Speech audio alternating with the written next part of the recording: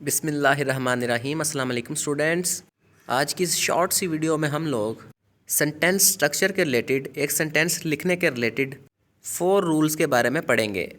एक simple sentence लिखने का पहला रूल ये है कि सेंटेंस के पहले वर्ड का पहला लेटर बड़ी ABC में ही लिखा जाएगा, यानी कि सेंटेंस के पहले वर्ड का पहला लेटर हमेशा कैपिटल होगा। कोई भी सेंटेंस हो, चाहे सिंपल सेंटेंस हो, नेगेटिव सेंटेंस हो, चाहे इंट्रोगेटिव सेंटेंस हो।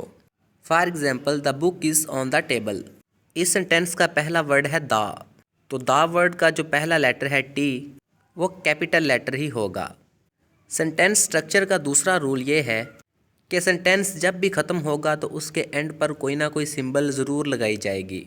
एक सेंटेंस के आखिर पर या तो फुल स्टॉप आ सकता है, फुल स्टॉप को पीरियड भी कहा जाता है।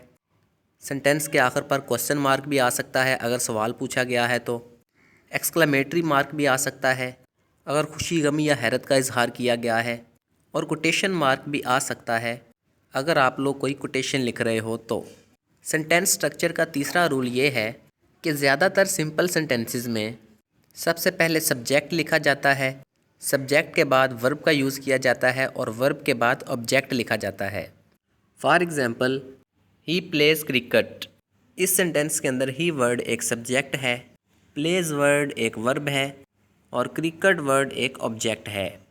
सेंटेंस स्ट्रक्चर का चौथा रूल ये है कि सेंटेंस का सब्जेक्ट अगर सिंगुलर है तो उस सेंटेंस में मौजूद हेल्पिंग वर्ब भी सिंगुलर ही यूज़ की जाएगी।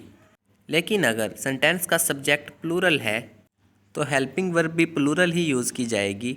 तो सब्जेक्ट सिंगुलर तो हेल्पिंग वर्ब भी सिंगुलर, सब्जेक्ट प्लूरल तो हेल्पिंग वर्ब भी प्लूरल। इसको स्टूडेंट सब्जेक्ट वर्ब एग्रीमेंट कहा जाता है।